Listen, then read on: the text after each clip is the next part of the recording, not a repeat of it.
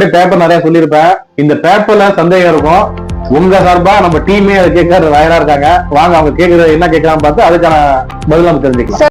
Trip சீட்னு சொல்லி கேக்குறாங்க. அந்த ட்ரிப் சீட் பாத்தீங்கன்னா பாதி கஸ்டமருக்கு தெரியவே மாட்டேங்குது. அதோட முக்கியத்துவம் என்ன சார்? ஓகே, இது கேள்வி வந்து எல்லாருமே தெரிஞ்சுக்க வேண்டிய விஷயம். ஏன்னா வெஹிக்கிள் வச்சிருக்க எல்லாருமே ஒரு புரிஞ்சுக்கோங்க. ட்ரிப் சீட் என்னன்றது வந்து ஒரு முக்கியமான ஒரு விஷயம். என்னன்னா அந்த நீங்க ஒரு லோடு எடுத்துட்டு போறீங்கன்னா அந்த லோடு இந்த மாதிரி தான் ட்ரிப் சீட்டோட ஒரு ஃபார்மேட் இது. நான் உங்களுக்கு காட்டுறேன் பாருங்க. இதான் ட்ரிப் சீட்டோட ஃபார்மேட். இப்போ வீடியோல நீங்க பாக்குற பாத்தீங்களா, அதுல வந்து இந்த ட்ரிப் ஷீட்ல வந்து எங்கேருந்து வண்டி எங்க போகுது, வண்டி உள்ள என்னென்ன லோ பொருட்கள் எல்லாம் இருக்கு அப்படிங்கிற விவரம் எங்க போய் சேருதுங்கிறது அந்த ட்ரிப் ஷீட்டுங்கிறது. இது காமனா எல்லா டிரான்ஸ்போர்ட்ல உள்ள எல்லா வெஹிக்கிளுக்குமே யூஸ் பண்ணுவாங்க. பட் லோக்கல்ல எல்லாருமே தெரிஞ்சுங்க, இது கம்பல்சரியா தேவைப்படும். ஏன்னா இதுல வச்சுதான் நம்ம கிளைம் போய் எந்த பொருள் ஏற்றிருக்கோம் என்னங்கிற முழு விவரம் இருக்கிறதுனால இதை நம்ம ஒரு அடிப்படையா வச்சுதான் நம்ம கிளைம் ப்ராசஸ் பண்ணுவோம். ஸோ ட்ரிப் ஷீட்டு ரொம்ப முக்கியம். சார் இந்த ஸ்பாட் சர்வே சொல்றாங்க சார், ஸ்பாட் சர்வே வந்து எல்லா வண்டிகளுக்கும் பார்ப்பாங்களா? ஓகே, இதுவும் ஒரு முக்கியமான கேள்வி. ஏன்னா இப்ப எல்லாரும் டவுட் இருக்கும், எந்தெந்த விஷயத்துக்குலாம் ஸ்பாட் நேர்ல வந்து வண்டியை பார்ப்பாங்கிறது. மேக்சிமம் டோட்டல் லாஸ் ஆகிற வண்டி எல்லா வண்டியுமே ஸ்பாட்ல வந்து சர்வேர் பார்ப்பாங்க. அதுலயும் எரிஞ்சு போன வண்டிக்கு கட்டாயமா பார்ப்பாங்க. ஏன்னா எரிஞ்சு போன வண்டிங்கிறப்ப ஸ்பாட்லயே வந்து பார்த்தாதான் எப்படி எரிஞ்சிச்சு, ஏன்னா எரிஞ்சு போன வண்டி வந்து எதனால எரிஞ்சிச்சுங்கிற முழு விவரம் தெரிஞ்சாதான் கிளைம் பண்ண முடியும். அதனால ஸ்பாட் சர்வே எரிஞ்சு போன வண்டிக்கு மஸ்ட். அது போக டோட்டல் லாஸ்ல உள்ள எல்லா வண்டிக்கும் கட்டாயமா தேவைப்படும். மற்றபடி ஒரு 1 லட்சம் 1.5 லட்சம் உள்ள சின்ன சின்ன கிளைமுக்குலாம் தேவையில்லை.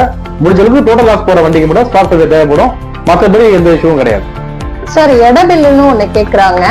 அந்த எட பில்ல எதுக்குதான் சார் கேக்குறாங்க? ஆக்சுவலா இது எல்லாருக்குமே டவுட் இருக்கு போல. இது எட பில்லுங்கிறது ஏன் முக்கியம்னு கேக்குறாங்க. எட பில் ஏன் முக்கியம்னா, ஒரு கம்பெனி வந்து ஒரு வண்டி தயாரிக்கிறது, இந்த வண்டியில இவ்வளவுதான் லோடு ஏற்ற முடியுங்கிறத வச்சுதான் அது பிரேக்கிங் சிஸ்டம், அதுல வண்டியோட கெப்பாசிட்டி எல்லாமே இருக்கும். ஒரு இரும்பே எடுத்தீங்கன்னா அந்த இரும்புல இவ்வளவுதான் நீங்க லோடு ஏற்றுங்கிற கணக்கு இருக்கு. ரொம்ப ஏற்றினா தான் அந்த இரும்பு உடஞ்சிரும். ஸோ சேம் தான் இந்த வண்டியுமே, இந்த டன்னேஜ் இவ்வளவுதான் லோடு ஏற்ற முடியும்னா அவ்வளவுதான் நம்ம ஏற்ற முடியும். அதுக்கு மேல ஏற்றுறப்ப அதனால வந்து பிரேக் பிடிக்காம போலாம், வண்டி வந்து பாத்தீங்கன்னா இன்ஜின்ல சேதாரம் ஏற்படலாம், வீல் டயர்ல பிரச்சனை வரலாம், என்ன வேணா நடக்கலாம். அப்படிங்கிறப்ப நீங்க ஒரு ஓவரோடு ஏற்றுறது முதல் தப்பு. அப்படி ஓவரோடு ஏற்றுறப்ப அதுல இருந்து ஒரு விபத்துகளுக்கு இன்சூரன்ஸ் கம்பெனிக்காரங்க பொறுப்பு எடுத்துக்க மாட்டாங்க. அதனாலதான் ஃபர்ஸ்ட் ஆஃப் ஆல் பாத்தீங்கன்னா அந்த எட பில்ல ரொம்ப முக்கியமா கருதுறாங்க. அதை வச்சுதான் உங்க கிளைமே வந்து கிடைக்குமா கிடைக்காதாங்கிறதே வரதுனால அது ரொம்ப முக்கியம். ஸோ வண்டி வச்சிருக்காங்க அது எட பில்ல கட்டாயமா போட்டுங்க. அது எவ்வளவு இடங்கிறத உங்க ஆர்சியோட பிரிண்ட் எடுத்துட்டு பாருங்க. ஏன்னா பாதி பேர் நினைக்கிறீங்கன்னா கம்பெனிக்காரன் சொல்ற வச்சு நீங்க அசியூம் பண்றீங்க, அதை தயவு செய்து பார்க்காதீங்க. உங்க ஆர்சியோட பேக் பேஜ் எடுத்து பாத்தீங்கன்னா GCW போட்டிருக்கோம். அதுல வந்து லோடன் அன்லோடன் இருக்கும். அதுல வந்து லோடன்ல பாத்தீங்கன்னா 2000 டாடா ஏசி இருந்தா 1550, அப்போ தோசை வண்டியா 2550 அதுல ஒரு வெயிட் போட்டிருக்கோம். அந்த இடத்துக்குள்ளதான் உங்க இடம் இருக்கணும். அதை தாண்டி எதை எடுத்தனாலே ஆஸ் அ ரூல் படி கம்பெனிக்காரங்க ஓவரோட தான் பார்ப்பாங்க. அதுக்கு ஏற்ற மாதிரி தான் வண்டியோட அந்த கெப்பாசிட்டியுமே இருக்கும். ஸோ அதை கெஸ் பண்ணதான் அந்த விடபில்ல ரொம்ப முக்கியமா பாக்குறாங்க. IRDAல மெயில் பண்ணி கம்ப்ளீட் இஷ்யூ பண்ணி தான் இதை நம்ம கிளைம் பண்ணோம் இல்லைங்களா? நீங்க கிட்டத்தட்ட ஒரு 8 மாசம் மெயில் பண்றதுக்கு வெயிட் பண்ணிட்டு தான் நீங்க மெயில் பண்ணீங்க. இது ஒரு 4 மாசத்துக்கு முன்னாடியே பண்ணிருந்தா நம்ம கஸ்டமருக்கு நீங்க சீக்கிரமா கிளைம் வாங்கி கொடுத்துருக்காங்க. இல்ல, இது ரொம்ப முக்கியம். என்னன்னா அவங்க என்ன கேட்கறாங்கனாக்கா, IRDAல எதுக்கு நம்ம அவ்வளவு வெயிட் பண்ணி 8 மாதம் கழிச்சு நீங்க மெயில் போட்டது ஒரு 6 மாசத்துல கூட சீக்கிரம் கிடைக்கும் கேட்கறாப்புல. ஃபர்ஸ்ட் ஆஃப் ஆல் வந்து தெரிஞ்சுக்கணும், ஒரு இன்சூரன்ஸ் கம்பெனிங்கிறது ஒரு கார்பரேட் நிறுவனம். நம்ம அதை மேல நம்ம IRDAங்கிறது மேல என்னன்னா அந்த இன்சூரன்ஸ் எல்லாத்தையுமே கண்ட்ரோல் பண்றதுக்கு அப்படியே RBI ரிசர்வ் பேங்க் இருக்கோ பேங்கிங் கண்ட்ரோல் பண்ற மாதிரி அதே மாதிரி IRDAக்குள்ளதான் இந்த இன்சூரன்ஸ் கம்பெனிலாம் அந்த ஃபுல்லாவே வந்து கண்ட்ரோல் தான் இருக்கு. அப்படிங்கிறப்ப நம்ம IRDAல போய் ஒரு கம்ப்ளைண்ட் ரைஸ் பண்ணோம்னா நம்ம கிட்ட கம்பெனி பத்தின பேப்பர் பக்கவா இருக்கணும். நான் உங்கள்கிட்ட ஒரு விஷயத்த சொல்ல விரும்புறேன். ஒரு கம்பெனியில நீங்க ஒரு கிளைம் வாங்கணும்னா இது வரைக்கும் என் அனுபவத்துல எந்த கம்பெனிக்காரங்களும் கிளைம் இல்லைன்னு சொன்னதில்லை. பட் அந்த கிளைம் காண்டி நீங்க சப்மிட் பண்ற பேப்பர் தான். இப்போ ஒரு வண்டி அடிபட்டுருச்சுன்னா அது அடிபட்டதுக்கான என்னென்ன பேப்பர் கொடுக்குறீங்க, CSR எவிடன்ஸ் தான். அந்த பேப்பர் எவிடன்ஸ் எந்த அளவுக்கு ஸ்ட்ராங்கா இருக்கும் அந்த அளவுக்கு தான் நமக்கு கிளைம் வந்து வாங்குறதுக்கு ஈஸியா இருக்கும். ஸோ இந்த மாதிரி இந்த கிளைம் எடுத்தீங்கன்னா இது க்ளோஸ்டு பாக்ஸ்ன்னு சொல்லுவாங்க. ஏன்னா இது லேட் ஆனது மெயின் காரணமே பாலிசி போட்டிருக்கோம், அடுத்த 5 நாளுக்குள்ளேயே வண்டி எரிஞ்சு போகுது. ஸோ இது வந்து க்ளோஸ்டு பாக்ஸ்ல வந்துடும். ஸோ இந்த க்ளோஸ்டு பாக்ஸ்ல வரதுனாலதான் இப்போ நமக்கு இவ்வளவு டிலே ஆனது. ஸோ அப்படிங்கிறதுனால அவங்க கம்பெனி நிறைய பேப்பர்ஸ் கேட்டாங்க. நீங்க பாக்குறீங்களா, அந்த FIR ஃபயர் ரிப்போர்ட்ல இருந்து எல்லா ரிப்போர்ட் வந்துச்சு. இந்த பேப்பரையும் நம்ம கொடுத்து அந்த கம்பெனி சைட்ல இருந்து ஓகே இந்த RC கேன்சல் பண்ணலேஷன் வந்துட்டுனாலே அவங்க கம்பெனி வந்து கொடுக்கறதுக்கு தயாராகிட்டாங்க. அதுக்காக நம்ம RC கேன்சல் பண்ற மாதிரி நமக்கு ஸ்ட்ராங் எவிடன்ஸ் வந்துருச்சு. ஸோ அந்த எவிடன்ஸ் வச்சு போட்டது IRDAல கம்ப்ளைண்ட் பண்ணனாலதான் இப்ப நமக்கு இந்த கிளைமே செட்டில்மெண்ட் ஆச்சு. புரியுதுங்களா இல்லையா? இப்ப அந்த பேப்பர் RC கேன்சலேஷன் வரைக்கும் நம்ம போலனாலே அப்ப நம்ம பேப்பர்லாம் பெண்டிங் இருக்குன்னு அர்த்தம். நான் நீங்க சொன்ன மாதிரி 6 மாசத்துக்கு முன்னாடி அவசரப்பட்டு பண்ணியிருந்தாக்கா நீங்க முதல்ல பேப்பரை கரெக்டா கொடுங்க அப்படின்னு அவங்க சொல்லி நம்ம ஈஸியா சொல்லியிருப்பாங்க. ரெண்டாவது கார்பரேட்டை பத்தி உங்களுக்கே தெரியும், அவங்கள்ட்ட இல்ல ஒர்க்குமே இருக்கும், டீம் இருக்கும். அப்படிங்கிறப்ப அவங்க ஈஸியா வந்து நம்ம மேல வந்து பழியை மாத்தி போட்டுருவாங்க. ஸோ இந்த மாதிரி அவங்க தப்பிக்க முடியாத அளவுக்கு நம்ம பக்காவா பேப்பர்ஸ் வச்சுக்கிட்டு நம்ம மூவ் பண்ணோம்னா நமக்கு அது பலன் கொடுக்கும். எங்கேயுமே சரி நம்ம கரெக்டா இருந்துட்டோம்னாலே எந்த இஷ்யூவும் கிடையாது. ஸோ இந்த 8 மாசம் வெயிட் பண்றது மெயின் காரணமே அவங்க கேட்கறத ரெடி பண்ணி கொடுத்தோம். அதுக்கப்புறமேட்டுக்கு கிளைம் தரேன்னு சொல்லி அவங்க ஆர்சி கேன்சல் பண்ண சொன்னாங்க. அந்த ஆர்சி கேன்சலேஷனோட அந்த லெட்டர் ஃபார்மேட்டை வச்சு தான் நம்ம ஐஏடி சொன்னோம். அதை பேஸ் பண்ணி தான் நமக்கு வந்துச்சு. இதுவுமே நம்ம ஐஏடி கம்மி பண்ணிக்க வேண்டிய அவசியம் கிடையாது. பட் ஆனா என்ன இஷ்யூ ஆகினா ஒரு கட்டத்துக்கு மேல இந்த கிளைம்ல வந்து க்ளோஸ் பாக்ஸ்னால பிரான்ச் மாறி மாறி போக ஆரம்பிச்சுட்டு, ஏன்னா மதுரையில முதல்ல இந்த கேஸ் வந்துச்சு, அப்புறம் திருச்சிக்கு அனுப்பிட்டாங்க, திருச்சியிலிருந்து மதுரைக்கு போட ஆரம்பிச்சாங்க. இப்படி ஒருத்தங்க மாதிரி இது மூவ் ஆகுறதுனால யாருமே இதை சப்மிட் பண்றதுக்கு தயாரா இல்லாத காரணத்தினால நம்ம இந்த ஐஆர்டிஐக்கு போய் இந்த மெயில் போட்டோம். ஸோ இந்த மெயில் போட்ட உடனே இதோட வெளிப்பாடு தான் நீங்க உடனே செட்டில்மெண்ட் பண்ண சொன்னாங்க. ஏன் நம்ம கிட்ட வந்து இந்த வடிவல் கதை மாதிரி தான் கிணத்தை வெட்டியாச்சு, வெட்டினதுக்கு ஆதாரம் இருக்குங்கிற மாதிரி நம்ம அவங்கள்ட்ட அந்த ஸ்ட்ராங் எவிடன்ஸ் இருந்ததுனால நம்ம மூவ் பண்ணோம். ஸோ அதனால பாத்தீங்கன்னா போட்ட அடுத்த ஒரு 1 வீக்லயே நமக்கு அதுக்கு கிளாரிபிகேஷன் ஆகி அக்கௌண்ட் செட்டில்மெண்ட் பண்ணி அவங்க சைட்ல இருந்து சாரியும் கேட்டு நமக்கு மெயில் பண்ணியிருந்தாங்க. அந்த காப்பிலாம் இப்ப நீங்க மேல பாத்தீங்க, இந்த வீடியோல அடுத்து காட்டுறேன். ஸோ அந்த ஐஆர்டி அந்த கமெண்ட் மெயிலையும் நான் வச்சிருக்கேன். அது இதனாலதான் இந்த டிலே ஆச்சு. சார், இந்த ஆர்சி கேன்சலேஷன் இப்ப சொல்றீங்களா, இந்த கேஸுக்கு தான் அந்த ஆர்சி கேன்சலேஷன் பண்ண, போன கேஸ் பண்ணப்ப அது பண்ணலையே.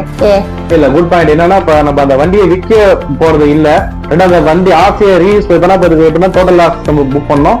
கம்பெனி ஃபுல்லாவே ஐடி வேலி ஃபுல் அமௌண்ட் நமக்கு செட்டில் பண்ணுது. அப்படிங்கிறப்ப திருப்பி அந்த ஆர்சி புக்கை வச்சு வேற யாராவது தவறுகளா வேற வண்டிக்கோ அல்லது திருப்பி இந்த கிளைமே வேற ஏதாவது மிஸ்யூஸ் பண்றது வாய்ப்பு இருக்கு இல்லைங்களா? ஏன்னா ஆர்சி தான் வண்டியோட ஒரு ரெக்கார்டு.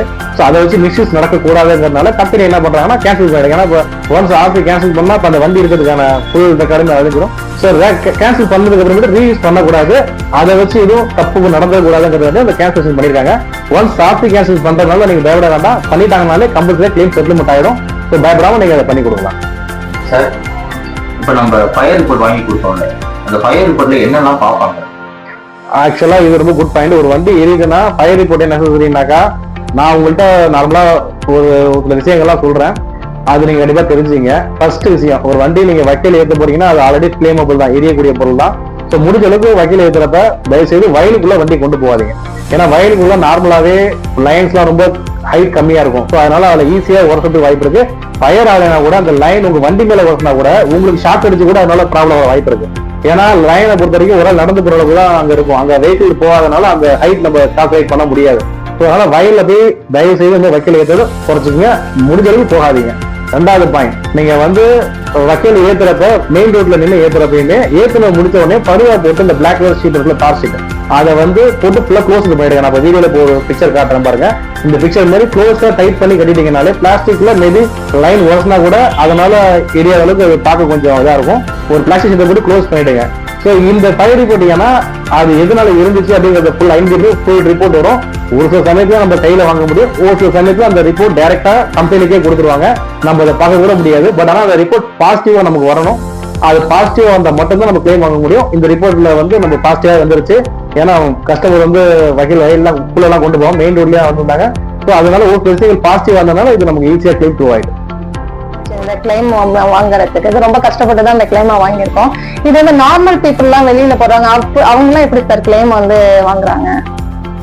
ஆக்சுவலா பாத்தீங்கன்னா இதுல நார்மல் பீப்புள்ஸ் எல்லாம் ஒரு சில தெரிஞ்சுக்கணும். கிளைம் வந்து வாங்குறதுக்கு முன்னாடி அதுக்குதான் நம்ம இந்த வீடியோ மூலம் போட்டிருக்கோம். சோ இந்த மாதிரி வந்து எல்லா பீப்புளும் தெரிஞ்சுக்கணும் போடுறோம். அதே மாதிரி நம்ம சின்ன விஷயமா ஒரு எக்ஸ்பீரியன்ஸா போற மாதிரி தயவுசெய்து இன்சூரன்ஸ் நீங்க எங்க வேணா போட்டுங்க. ஆனா அவங்களுக்கு அந்த அளவுக்கு இன்சூரன்ஸ் பத்தி எவ்வளவு நாலேஜ் இருக்கு, அந்த ஃபீல்ட்ல எவ்வளவு நாள் இருக்காங்க பார்த்து தெரிஞ்சுக்கிட்டு நீங்க இன்சூரன்ஸ் போட்டீங்கன்னா பெட்டரா இருக்கும். நீங்க ஒரு பேப்பர் நினைச்சு போடுறீங்க, பட் அந்த பேப்பர் எந்த அளவுக்கு ஒர்க் ஆகும் அப்படிங்கிறது கிளைம் வந்தாதான் நமக்கு தெரியும். ஸோ அதனால நல்ல ஆளுல நிறைய பேர் இன்னைக்கு மார்க்கெட்ல நல்ல பேர் நிறைய இந்த மாதிரி நிறைய ஃபீல்டு பண்றவங்க நிறைய பேர் இருக்காங்க. ஸோ அந்த மாதிரி சூஸ் பண்ணி நல்ல ஆள்கிட்ட சூப்பரா போட்டுக்குங்க. ஸோ அதுதான் உங்களை வந்து கஷ்ட காலத்துல நமக்கு வந்து கை கொடுக்கும்.